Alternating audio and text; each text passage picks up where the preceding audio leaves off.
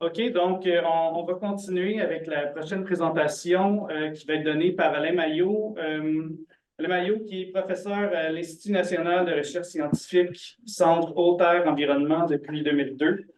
Il possède un doctorat en physique statistique à l'Université de Sherbrooke. Ses principaux domaines de recherche sont l'hydrologie urbaine, l'analyse statistique des séries hydroclimatiques et les analyses d'incertitudes en modélisation environnementale.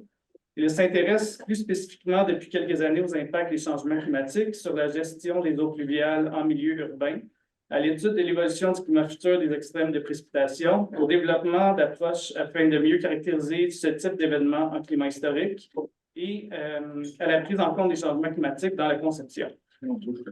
Oui, ça fait beaucoup. Il a notamment contribué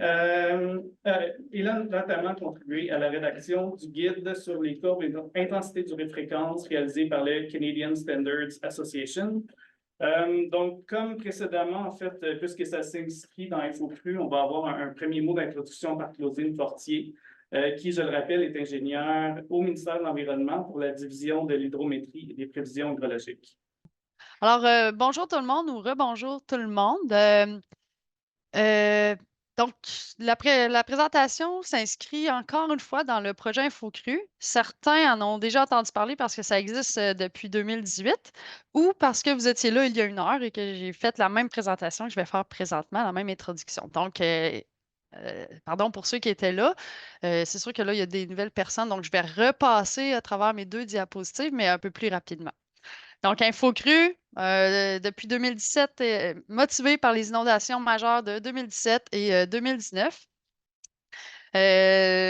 On a deux volets principaux à ce projet au ministère. Donc, la cartographie prévisionnelle des secteurs, donc la prévision. Il faut savoir qu'est-ce qui va être inondé dans un horizon de quelques jours. Et de la cartographie des zones inondables, donc pour de l'application réglementaire. 50 bassins versants, 15 000 km de cours d'eau, c'est majeur. On a eu le soutien d'Ouranos pour mener à bien le besoin d'InfoCru. Et 4 thématiques de recherche et développement ont été mis de l'avant avec Ouranos. Donc, on a de l'évolution du climat. Il y a eu des recherches sur la documentation des bassins versants, également sur la documentation des crues, et la présentation dans les maillots fait partie de cette thématique, et de la valorisation de produits cartographiques. Donc, environ 30 projets de recherche là, dont il y a eu un lien Ouranos à InfoCru. À l'hydrométrie, le projet InfoCru, on a eu un rôle clé à jouer, notamment dans l'installation de 50 nouvelles stations, dont on a terminé l'installation en novembre 2023. Une grande réflexion qui a été faite pour savoir où placer ces stations, notamment quel bassin versant, quelle rivière, quel tronçon. On a eu d'ailleurs de l'aide d'Ouranos pour cette réflexion.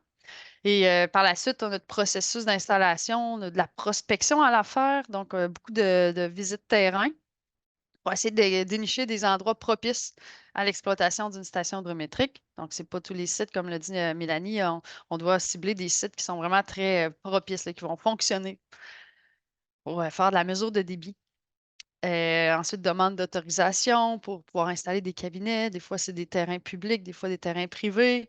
On dit souvent que c'est la rivière qui décide où on installe une station hydrométrique et non nous. Donc, on doit avoir toutes les éventualités pour les demandes d'autorisation.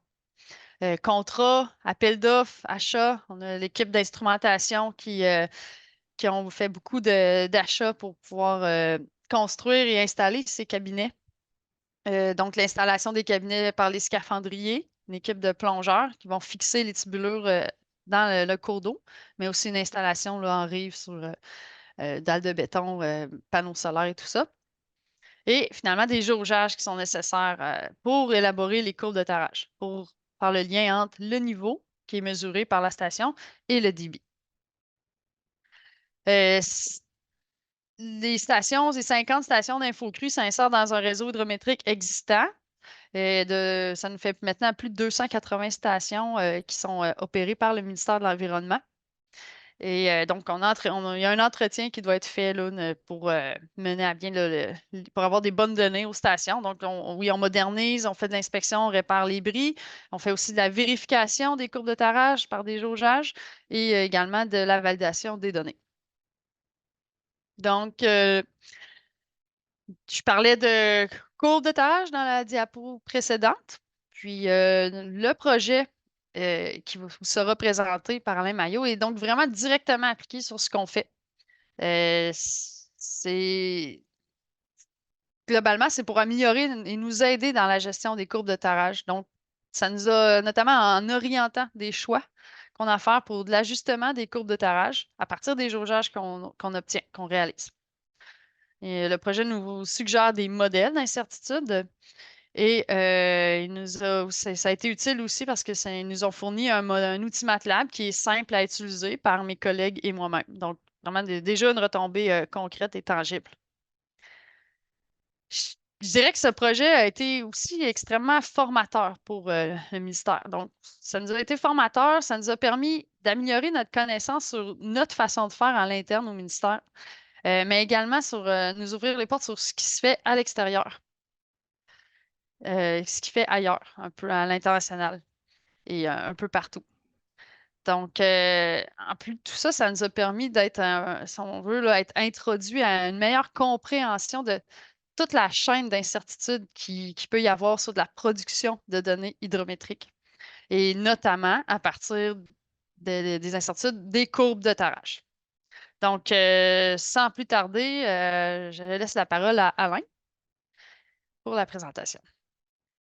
OK, merci Claudine pour cette introduction et merci à Mélanie aussi parce qu'il y a plusieurs éléments que je n'aborderai pas vraiment, mais qui sont, en fait, pour ceux qui étaient là, qui sont très, très pertinents à ce dont je veux parler. Bon, évidemment, pour ceux qui me connaissaient, j'ai la même équipe depuis d'ailleurs.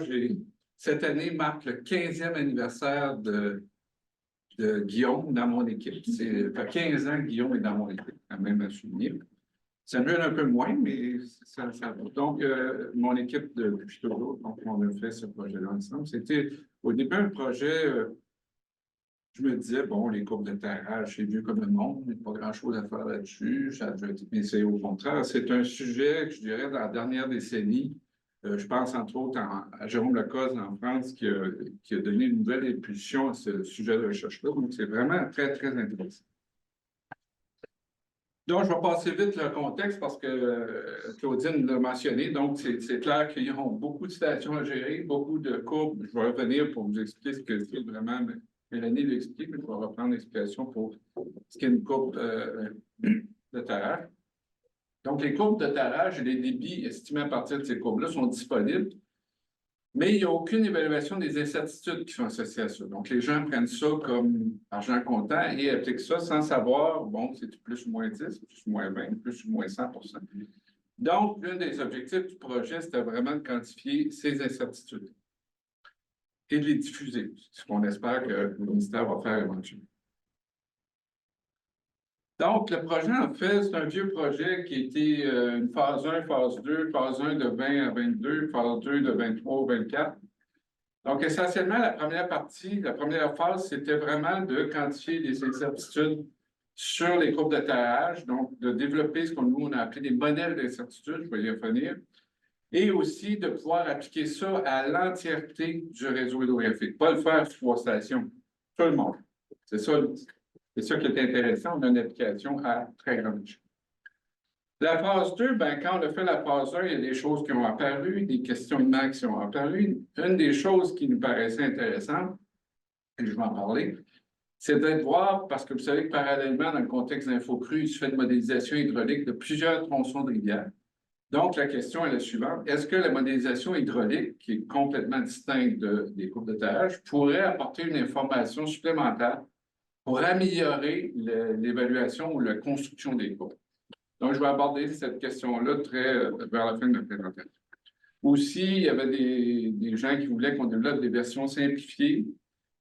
Aussi, évaluer les certitudes des débits estimés, ce que j'appelle en extrapolation des courbes de tarage, parce que vous réalisez que quand on fait, comme Mélanie l'expliquait, quand on fait des jaugeages, on y voit à un moment précis, on a un débit, un niveau, un moment précis, on fait ça année après année, plusieurs fois par année dans certains cas, et on construit la courbe tranquillement comme ça. Mais ce qui est au-delà du plus haut niveau jaugé ou en dessous du plus petit niveau jaugé, ben, on prend notre courbe et on l'extrapole. Là, on rentre dans des eaux troubles à certains coups. Donc, il y avait une partie du projet qui abordait cette question-là. Et aussi, il y avait deux questionnements qu'on avait sur l'impact de la saisonnalité, je vais y revenir, je n'expliquerai pas, et aussi les conditions d'écoulement transitoire, c'est-à-dire que coupe de tarage, c'est donné en régime permanent, la rivière ne change pas, le débit reste permanent, alors que vous savez qu'une rivière, ça évolue. Donc, comment tenir compte de ce qu'on appelle l'effet d'hystérésis dans les coupes de tarage?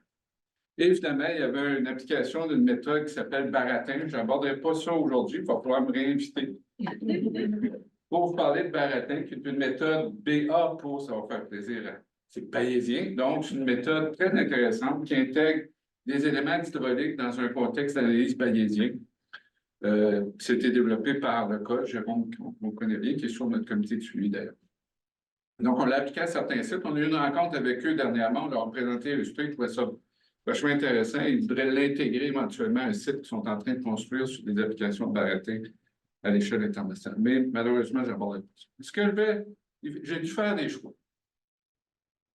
Dans une présentation, il faut toujours faire des choix. Si on ne fait pas de choix, il y a trop de choses. Fait que j'ai choisi de présenter ce qui est en rouge.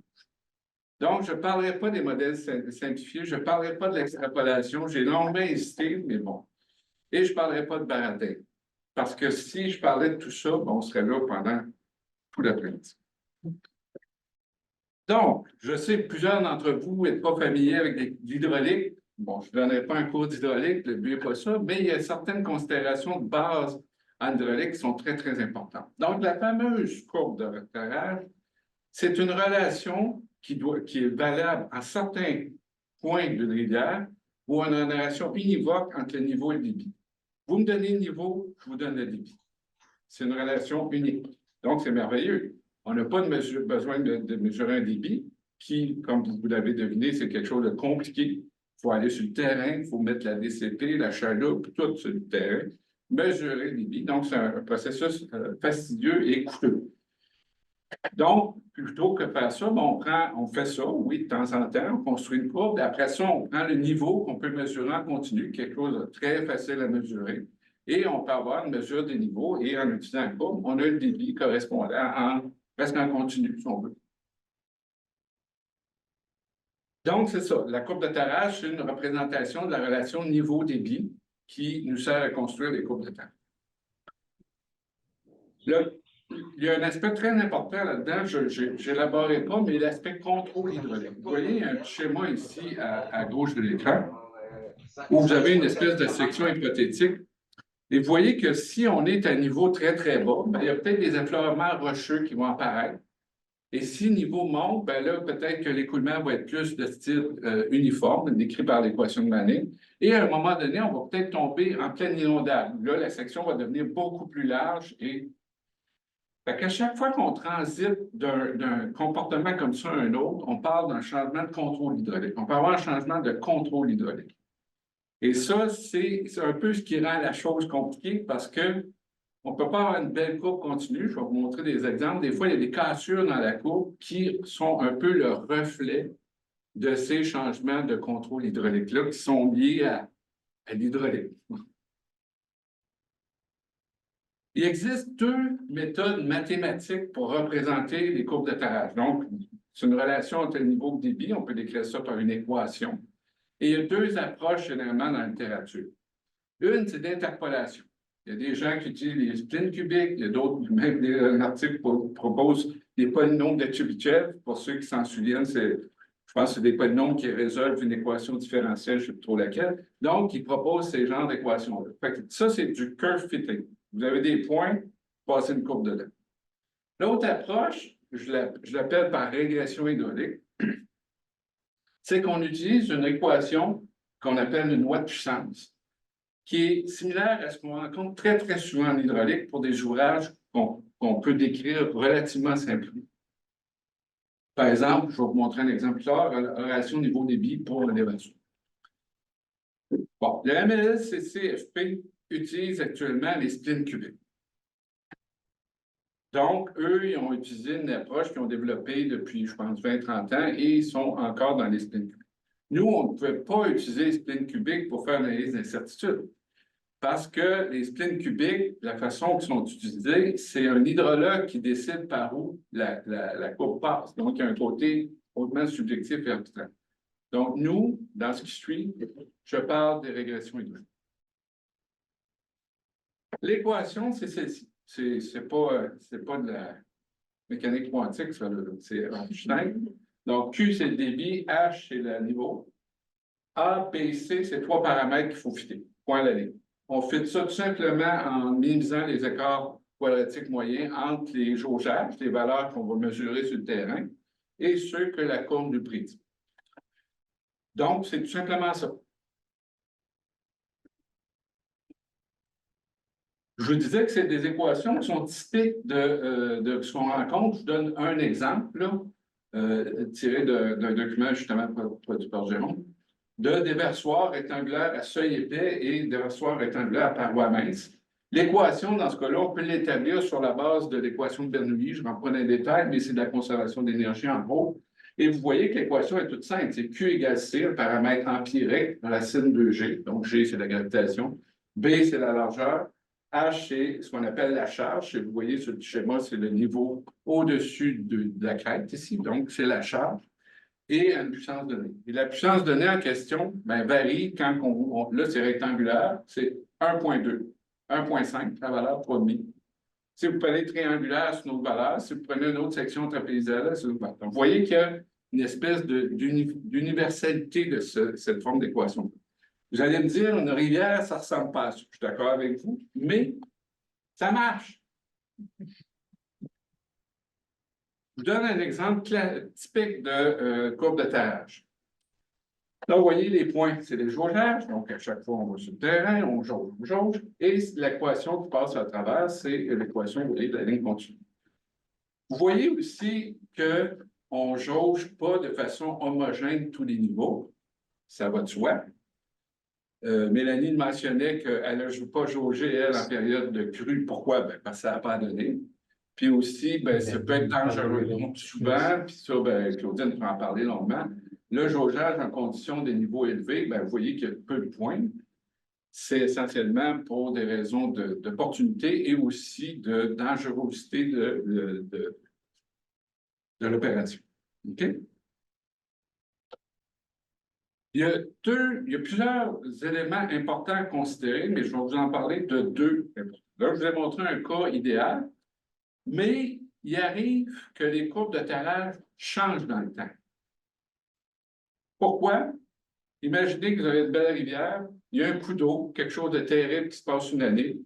La géomorphologie, la bathymétrie change, il y a sédimentation, l'érosion, votre section change, clairement, la relation va changer. Ça arrive. Il y a certaines rivières, bon, plus susceptibles d'arriver. Si on, par exemple, des berges plus érosives ou toutes sortes de choses comme ça, ou dans des bassins qui sont plus réactifs, des petits bassins où ça descend vite. Donc là, il peut avoir des nouvelles courbes de terrage. Bon, en général, le MESCC le fait, donc il crée des courbes de terrage applicables à différentes périodes de l'histoire. Je vous montre un exemple ici de la station Pomme, où vous avez deux courbes de terrage. Une première en rouge, en bleu, qui s'applique pour la période 1987-1998, et vous voyez les jaugeages qui ont servi à la construire. Et l'autre qui est valable pour de 1998-2006, ou en rouge, et vous voyez les jaugeages qui ont servi à la construire. Mais vous voyez vraiment qu'il y a eu un déplacement de la courbe d'un coup sec. En 98, il s'est passé quelque chose, je ne sais pas, là, probablement qu'il y a eu une crue assez importante cette année-là sur cette station-là. Vous voyez que les débits de cette rivière-là ne sont pas très élevés, donc c'est probablement un très petit bassin, très réactif.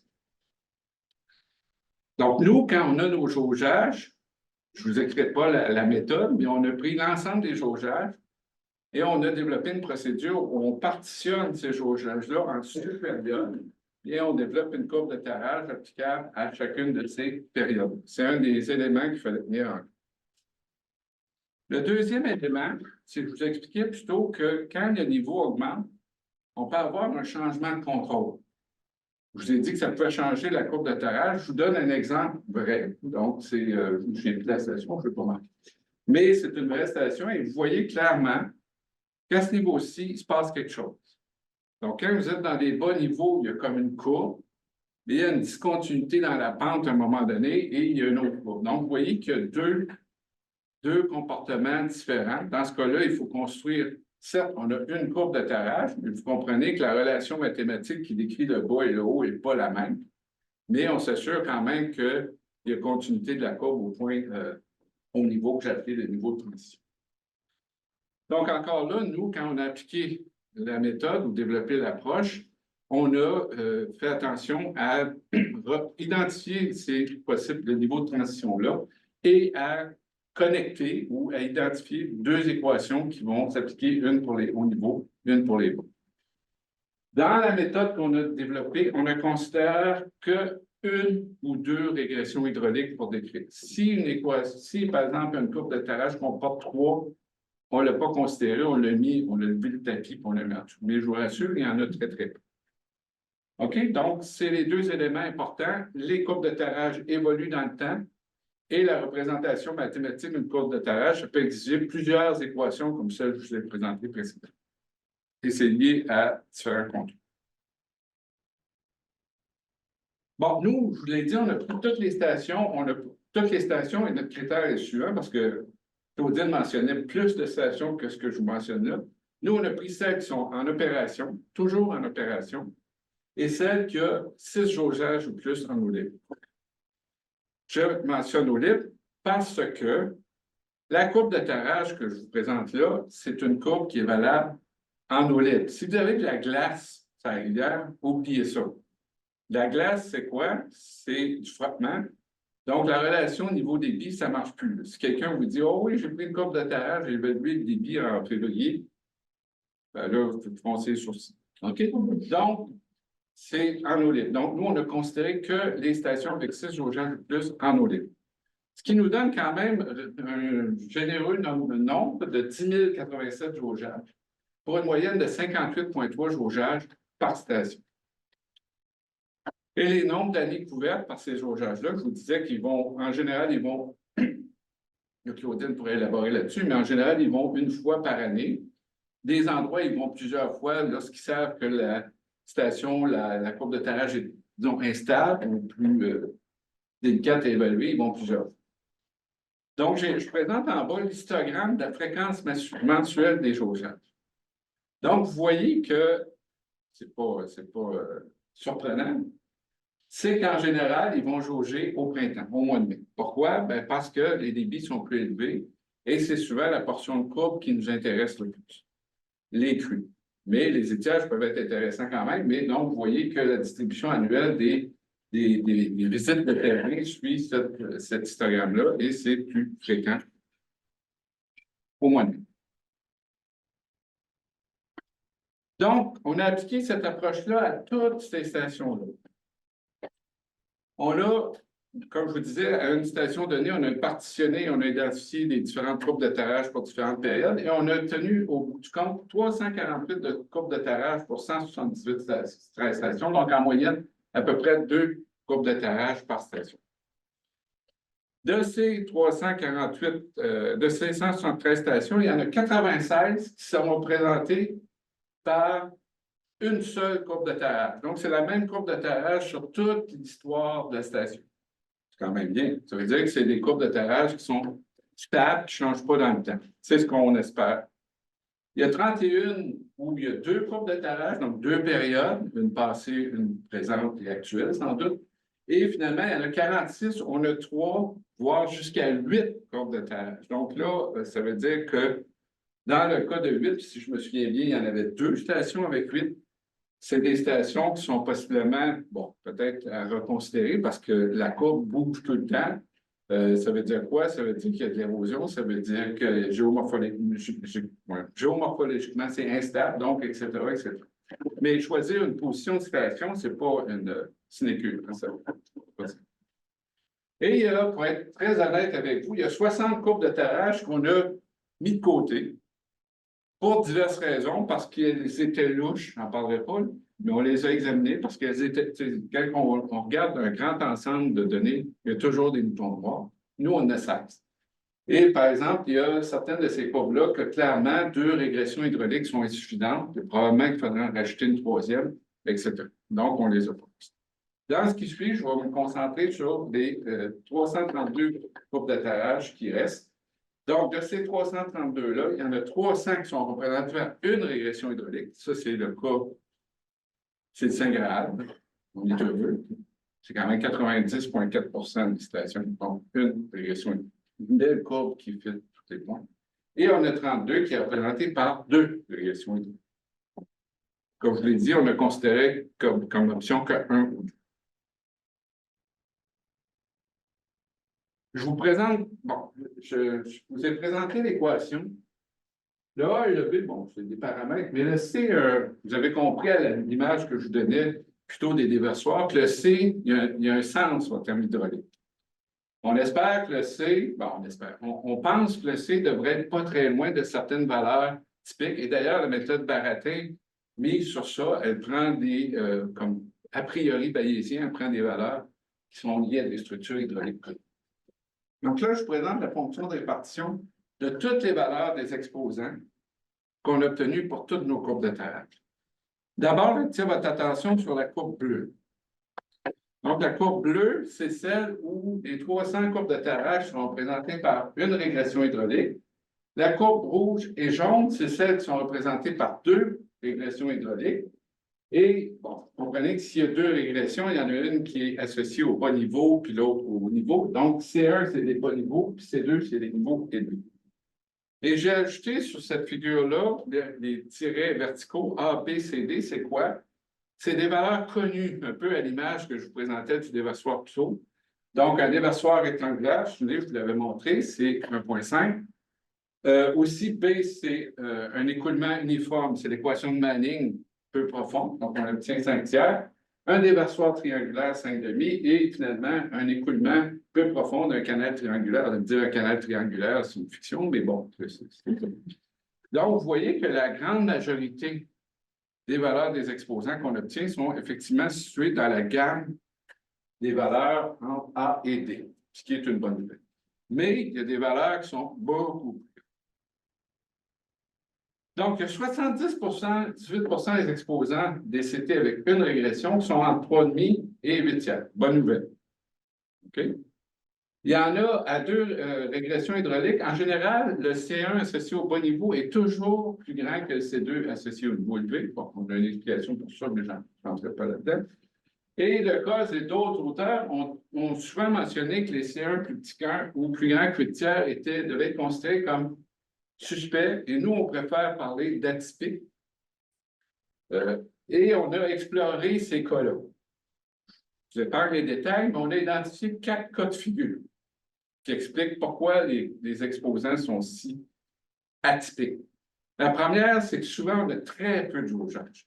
Donc, clairement, c'est quand on va ajouter des jaugeages, probablement que vous comprenez que moins on a de jaugeage, moins on a de points sur la courbe, plus qu'on peut tordre la courbe puis faire tenir un peu de porte. Le deuxième cas, c'est souvent on a des stations qui sont avec des barrages qui sont juste en amont. Ça fait en sorte que le contrôle hydraulique est souvent dicté par le barrage et ça peut donner lieu à des valeurs de C vraiment atypiques, donc hors norme. Il y a aussi le cas de stations qui sont en amont d'un seuil émergent. Qu'est-ce que je veux dire par là? C'est que la rivière, le fond de la rivière remonte. Puis souvent, on met une station à cet endroit-là, ça fait un peu comme un déversoir, mais sauf que quand le niveau baisse juste au niveau du seuil, bien là, ça peut donner des relations très bizarres entre le niveau et le débit. C'est ce qu'on pense qui arrive à ces cas. Et le dernier cas, ben, c'est un cas un peu mathématique, c'est qu'il y a aussi un effet de compensation entre les deux paramètres quand on fit. Des fois, quand on a un C très élevé, A bien très petit, bon, ça, c'est une poutine mathématique, mais aussi, ça joue. Ça peut jouer. Donc, pour la dépendance, bon, là, je vous ai expliqué, on a estimé les valeurs. Maintenant, on va estimer les incertitudes. Tout ce qu'on a fait, c'est qu'on a fini nos courbes et après ça, on a tout simplement fait une analyse des résidus. C'est quoi l'écart entre le jaugeage qu'on obtient et la courbe qu'on obtient? Et on a essayé de fitter une distribution là-dessus, on ne peut plus. Cependant, on s'est posé la question, on parle toujours, nous, en termes d'incertitude relative. Donc, c'est l'écart divisé par la valeur jaugée. On a considéré différents modèles pour représenter la dépendance de ces incertitudes-là en fonction du niveau. Le premier, c'est le plus simple, c'est de dire que ça ne dépend pas du niveau. Donc, c'est un modèle en statistique qu'on appelle homocédatique. Donc, ça veut dire que l'écart type ne dépend pas du niveau, c'est toujours la même chose. Le deuxième qu'on a considéré, c'est que les erreurs qu'on commet sont plus importantes pour les petits niveaux. Donc, l'incertitude relative va être plus importante, puis le petit niveau va descendre puis atteindre une espèce de symptôme. Le troisième cas, vous avez deviné, c'est l'inverse. Et le dernier cas, ben, c'est notre exemple en U, donc où les incertitudes sont plus importantes, les petits et les hauts. Donc, on a pris ces différents modèles-là, on a pris deux distributions, je ne rentre pas dans les détails, normale logistique, et donc on a construit 8 modèles d'incertitude qui combinent la distribution normale logistique avec 4 modèles qui représentent l'évolution des écarts types ou des incertitudes relatives en fonction du niveau. Et on a considéré seulement les courbes de tirage avec 10 jaugeages, donc 296 courbes. Les résultats sont sûrs. 75% des courbes de tirage, donc je vous rappelle, suivent le modèle M0, l'appelé M0, donc où l'incertitude relative est indépendante du niveau. C'est toujours la même erreur qu'on commet. C'est quand même une bonne nouvelle parce que c'est simple.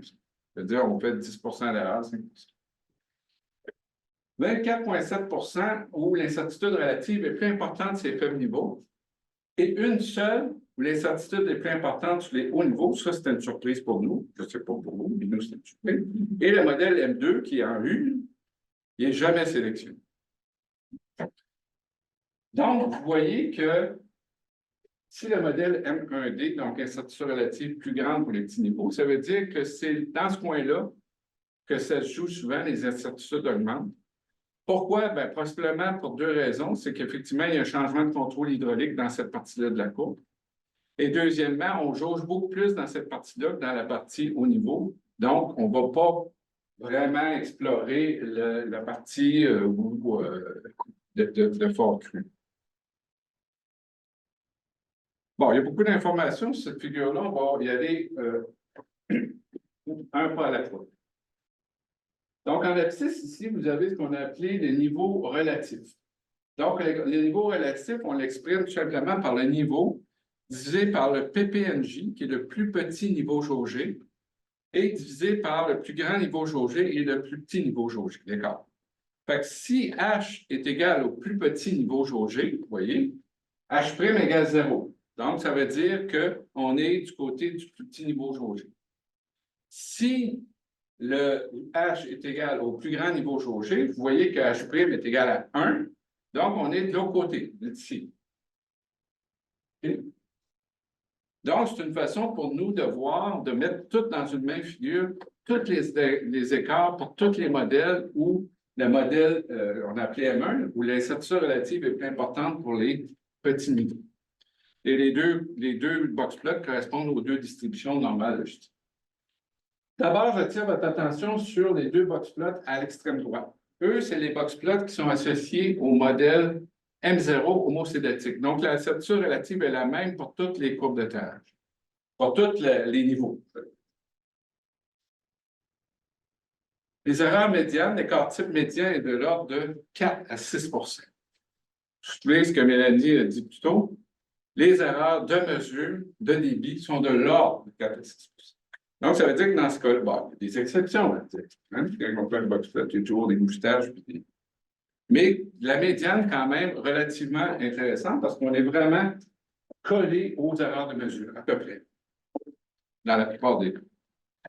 Et pour le cas où on a un modèle hétérocédatique avec des incertitudes relatives plus grandes sur les petits niveaux, bien, vous voyez que quand on arrive au niveau du plus petit niveau jaugé, donc H' égale 0, bien, l'erreur médiane est quand même de l'ordre de 18 à 20 c'est quand même important. Donc, vous voyez que l'incertitude sur les plus petits niveaux jaugés peut être quand même très importante, mais la plupart du temps, puis vous voyez aussi que dans les niveaux relatifs intermédiaires, on est du même ordre de grandeur que pour le cas homocédatique, de l'ordre de 5 à 8 Donc, c'est une bonne nouvelle, c'est-à-dire que nos courbes, les incertitudes sur nos courbes sont relativement faibles, dans la plupart des cas, de l'ordre de l'erreur de mesure du débit. Je présente un exemple de courbe.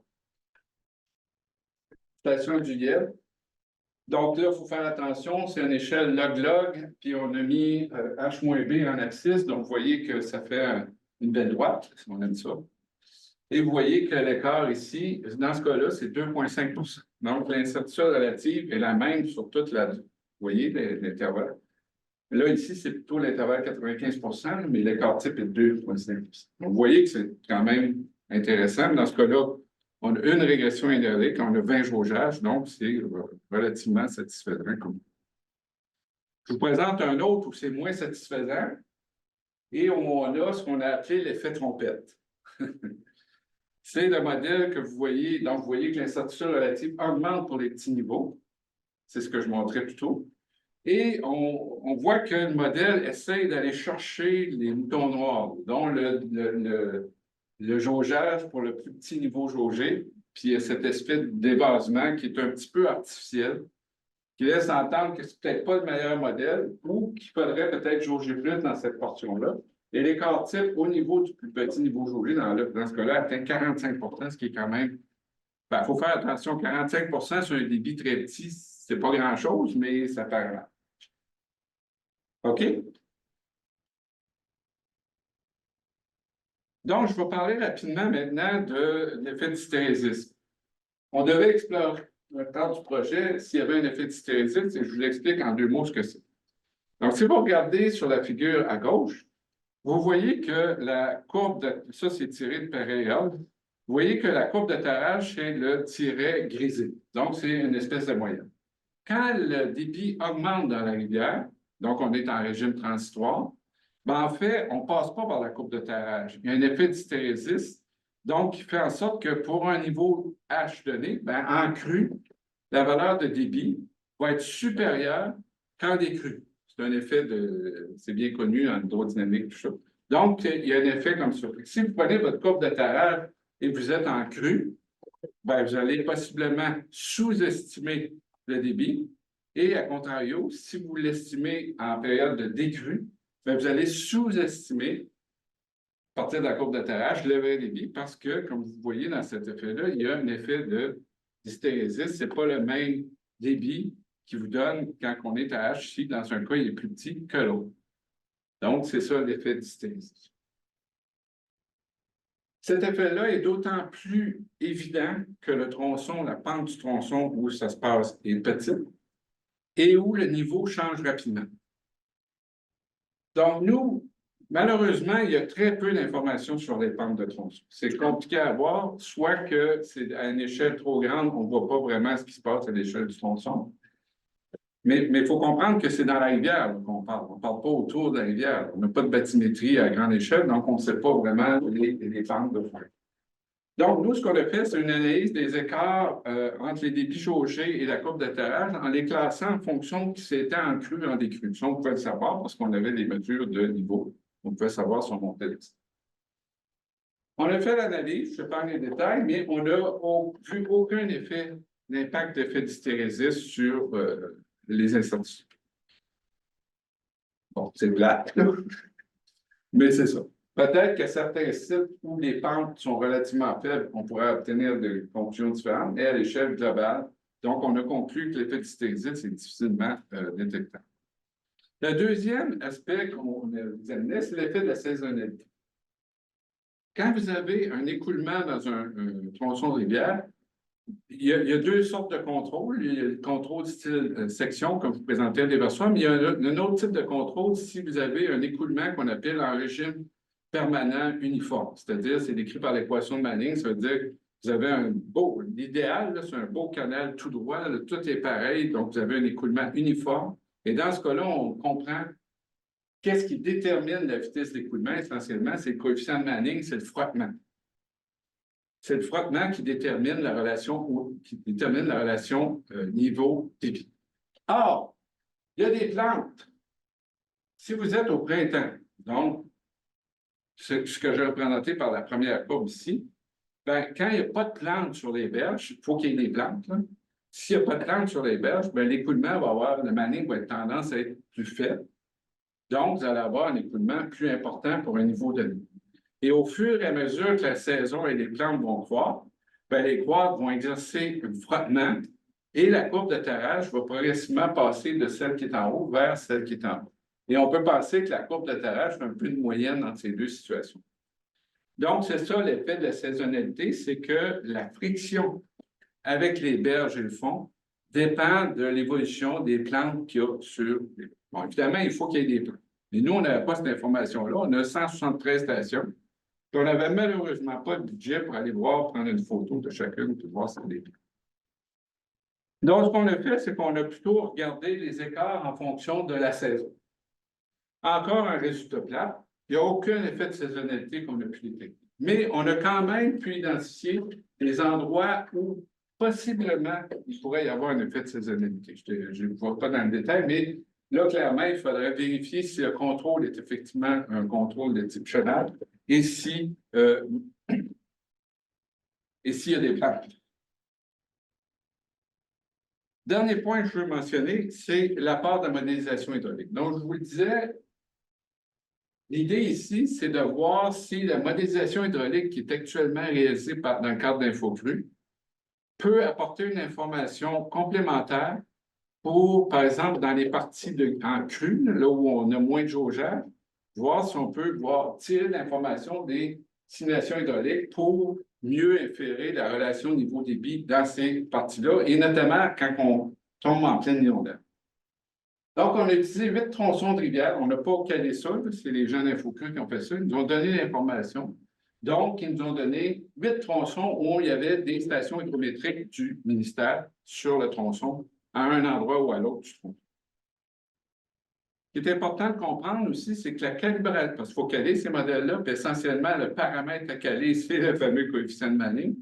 Donc, eux, ce qu'ils font, c'est qu'ils vont sur le terrain à des moments donnés, puis ils évaluent la ligne d'eau qu'on appelle, et à partir des pentes de ligne d'eau, ils sont capables de caler le modèle et d'évaluer les pentes.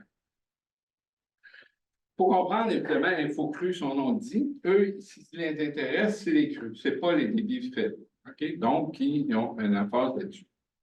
Ce qu'on a fait, nous, c'est qu'on a pris la modélisation hydraulique telle qu'elle, on n'a pas touché, et on a comparé aux courbes de terrage qu'on avait sur des transects qui étaient près de tronçons qui étaient simulés par ces choses-là, et on a fait la comparaison sur ces 8 tronçons.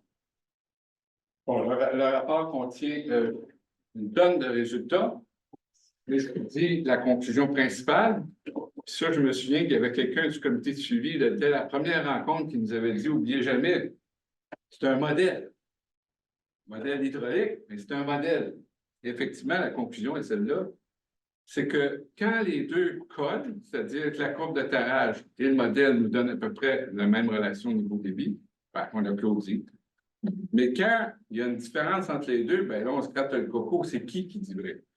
Puis les jaugeages, en général, ben, on peut penser que si ça a bien été fait, puis on l'a vu, là, dans la plupart des cas, les modèles d'incertitude, ben, dans ce cas-là, on peut présumer que c'est peut-être le modèle hydraulique parce qu'il y a beaucoup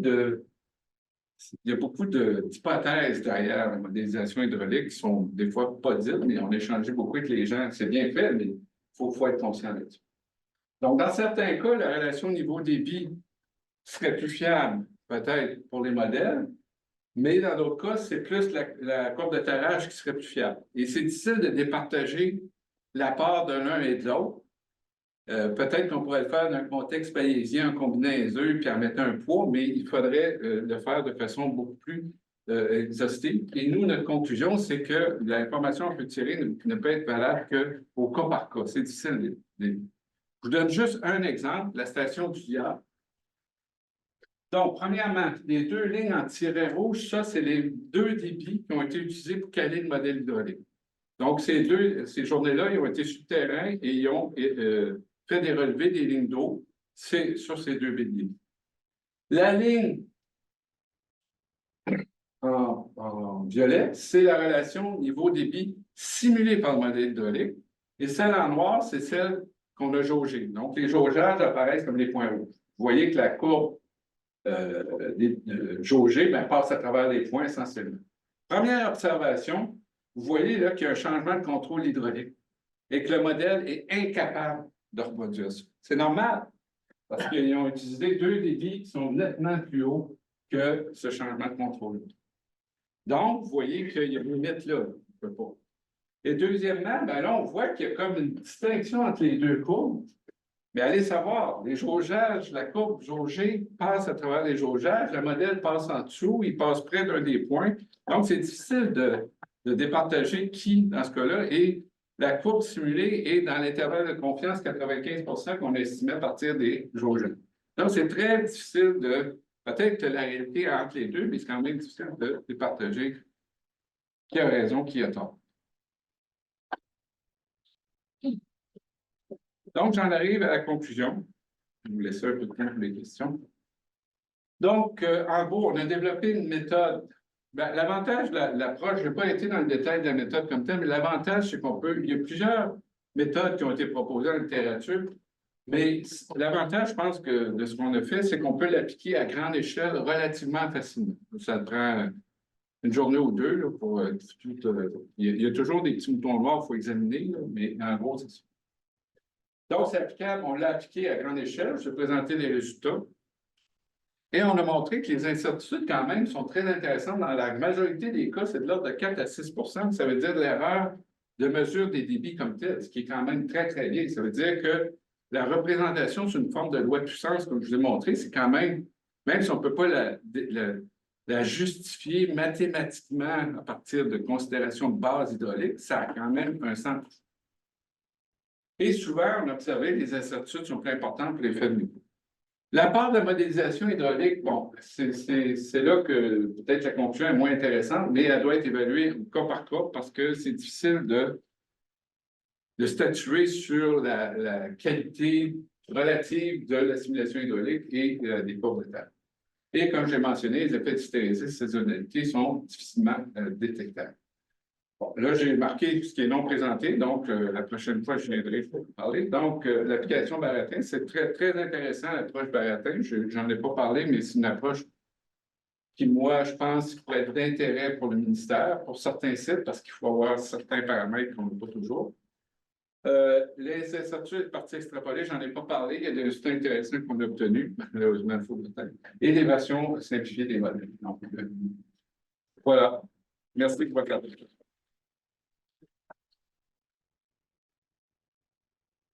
Merci, Alain.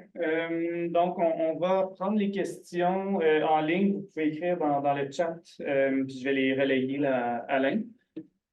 Donc, est-ce que dans la salle? Oui, David. Peux-tu revenir pour l'avant-dernière slide où tu montres le modèle hydraulique et la courbe de travail? Dans ma tête, le fait que le modèle hydraulique a été jaugé à des débits qui sont loin de ça, où tu as une coupure dans ta relation hydraulique, ouais. Je comprends mal comment l'expliquer, parce que le modèle hydraulique il est basé sur la géométrie de la rivière. Puis le contrôle, le changement de contrôle va être dans la géométrie. Et donc, il va être capable de simuler ce changement de régime-là, même s'il n'a pas été jaugé à ces niveaux-là. Est-ce que je me trompe? Ben, je dirais oui et non, tu te trompes. Dans le sens que le changement de contrôle ne peut pas être uniquement dû à la géométrie. Il pourrait être aussi dû au manning dans les parties profondes. Tu comprends? Oui. S'il y a des affleurements rocheux, je ne suis pas sûr que le modèle hydraulique simule ça. En principe, si c'est lié à la géométrie de la bathymétrie, si la bathymétrie est correcte, en principe, tu devrais le voir, mais il faut que tu considères aussi qu'eux utilisent un manning, donc une façon de représenter le frottement. Et ça peut dépendre de façon importante du niveau. C'est peut-être ça, c'est une hypothèse, je ne sais pas. Mais aussi, ça peut être des affleurements rocheux dans cette partie-là. Et puis la bathymétrie ne représente pas de façon exacte ce genre de choses-là. Mais donc, avec un modèle hydraulique à très haute résolution. Mais même à ça, si tu établis tes lignes d'eau à des débits qui sont nettement supérieurs, tu sais, c'est un modèle, là, on n'a pas dire. Il y a plusieurs hypothèses, mais là, les débits sont nettement supérieurs à ce régime d'écoulement-là. C'est clair qu'on prend une chance, même si on se dit on a la bathymétrie parfaite, on prend une grosse chance en extrapolant vers le bas, puis on voit bien qu'il ne va pas le chercher du tout. C'est un modèle. On a Gabriel Métry en ligne qui a levé la main. Donc, je t'inviterai à ouvrir ton micro et poser la question. En fait, je me demandais parce que surtout l'incertitude est reliée à la calibration de la régression hydraulique, mais est-ce que l'instrumentation pour la mesure des débits, on a une certaine idée de l'incertitude parce qu'il y a des séries de données, je pense que c'était 98 ans, étalé sur 98 ans le jaugeage. Les méthodes de mesure changeaient-ils au fur et à mesure des données? Y a-t-il des données qui sont plus précises, fait que peut-être acheter plus de poids ou des choses comme ça? La réponse courte, c'est oui. Les méthodes de mesure, on fait des détails, mais clairement, les méthodes de mesure ont évolué avec le temps. Donc, les mesures basées sur l'effet Doppler, ça n'existait pas à l'époque. Donc, très certainement, oui, ça a évolué et probablement que les incertitudes sur les débits mesurés ont diminué avec le temps. C'est ce que je présume. Et nous, quand on fait cet exercice-là, on fait un exercice où on regarde l'écart entre la courbe et les niveaux jaugés. Donc, on n'intègre pas comme tel les incertitudes sur la mesure, mais on constate que les écarts qu'on obtient sont de l'ordre de la mesure. Puis un autre aspect que je n'ai pas mentionné, c'est qu'il y a une incertitude sur le niveau aussi mesuré. Ça, on n'en parle pas. Pourquoi? Ben, parce que généralement, c'est considéré comme négligeable par rapport aux incertitudes sur le débit. Mais il y en a une. Merci. Louise en arrête. Merci beaucoup pour la présentation. C'est peut-être une question très large, mais je me demandais si vous aviez des recommandations sur l'utilisation justement de ces intervalles de confiance pour notamment le calage de modèles hydrologiques ou peut-être le post-traitement des débits. Oui. Franchement, non. C'est ça ma recommandation. Surtout aussi pour les analyses, je dirais aussi pour les analyses fréquentielles. Hein?